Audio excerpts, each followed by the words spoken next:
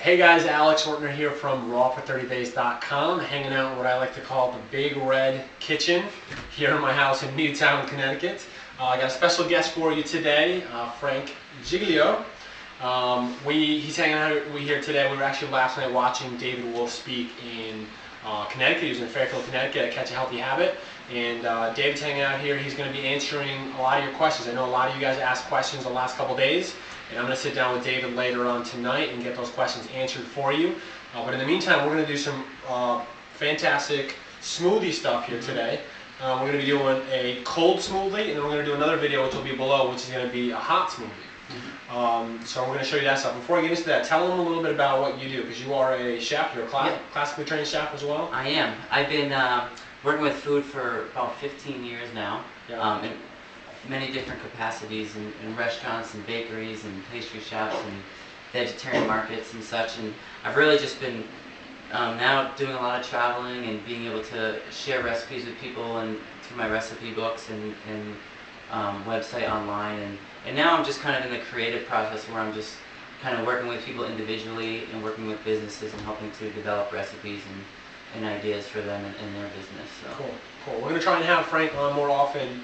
Every once in a while, to try and do some raw food prep stuff, because he's very good at it. His stuff is delicious. He's got a bunch of amazing recipes.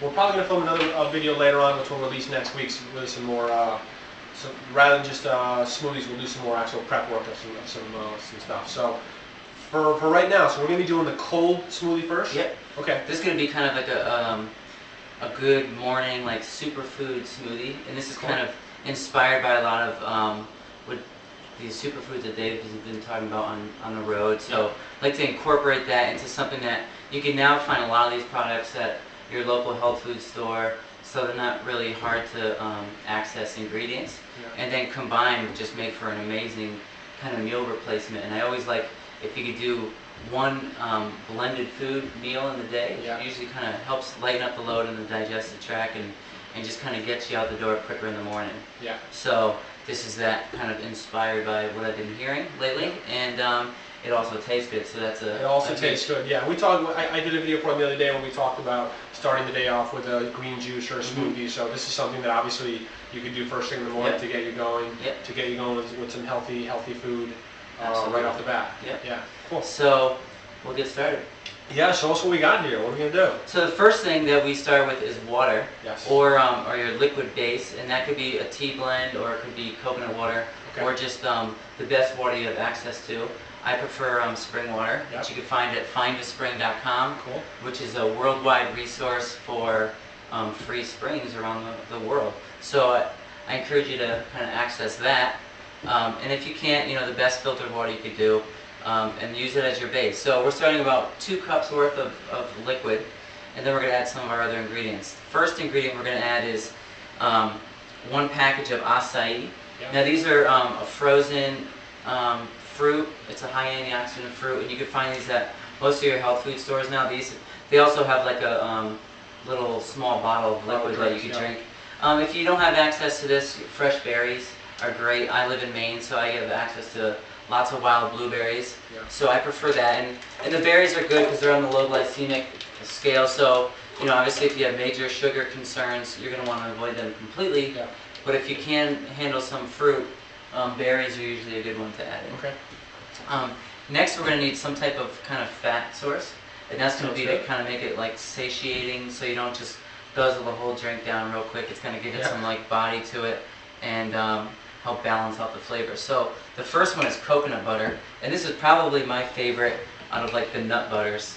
This is my favorite. So we're gonna add about 2 heaping tablespoons. Yeah, this stuff, if you guys haven't had any coconut butter, definitely get some. I can, sometimes I just grab a spoon and dig right out of there and have some, because it's really that good. You just want to have it straight out of there. So. It's definitely easy to do. I find it really easy for my body to digest. So that's why I go for that a little more than like say the almond butter or cashew butter. But really, whatever works for you. And what I'll do is, just you guys probably can't see all the brands. What I'll do is below this video, I'll just kind of list out all the different ingredients and brands that we were using here, just so you guys can see where to find this stuff. So, this is coconut oil. And again, this is a really good antimicrobial, antibacterial food. You actually melted it down there? So yeah, I just took here. like a tea kettle and just brought some water up to temperature, and then just put a couple tablespoons into a cup and let it sit in there just to melt it down. Yeah. That'll help it so it emulsifies a little easier. Because normally, I guess when you get it in the jar, it's white, it's solid a lot of times, depending on the temperature. So, yeah, and then if you live in Hawaii, it's probably gonna be melted all year round. Yeah. If you live in a cold weather climate, it'll solidify. So just about a heaping tablespoon worth. And again, that's just gonna kind of round out all the flavors. And then we're gonna do a little cacao beans. These are whole cacao beans that are peeled.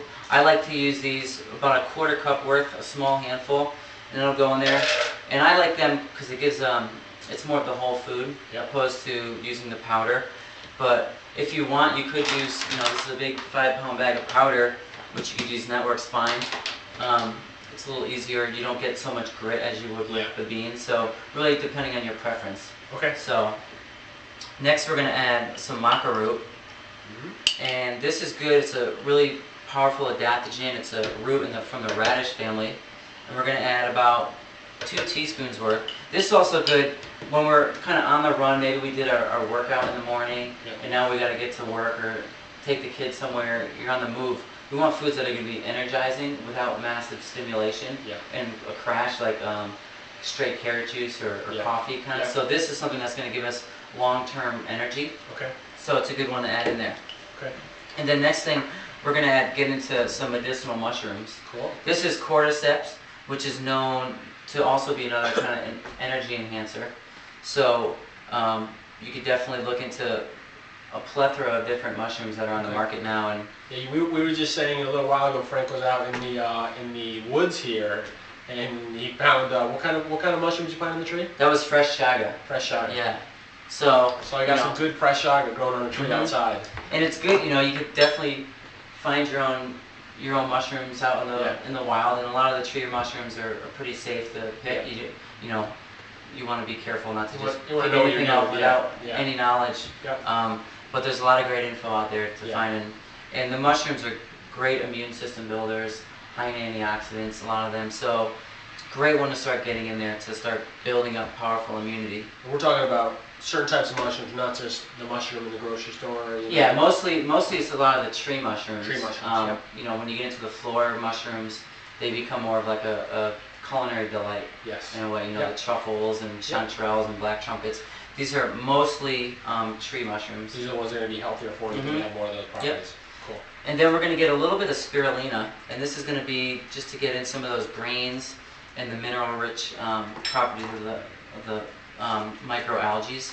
And spirulina is also a good protein source. Okay. So with all these, we have a nice variety of different tastes, sweets and bitters and such. And then we get into our algae and our mushrooms and our cacao. So we get a lot of minerals and the good immunity boosters. So and then we're going to add a little bit of sweetener, and that's the final step to this.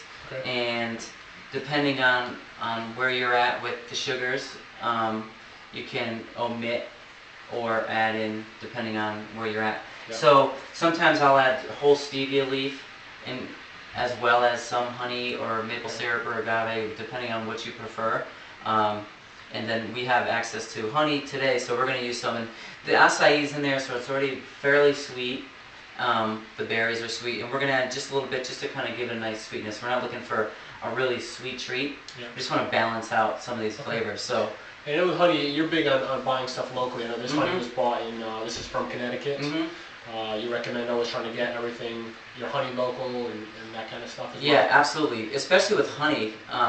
If anyone is prone to seasonal allergies, if you're consuming local raw honey, it's going to actually kind of build immunity because you're getting the pollens. It's like a homeopathic dose of what you might be allergic to that is going into that honey. So, honey's a great sweetener.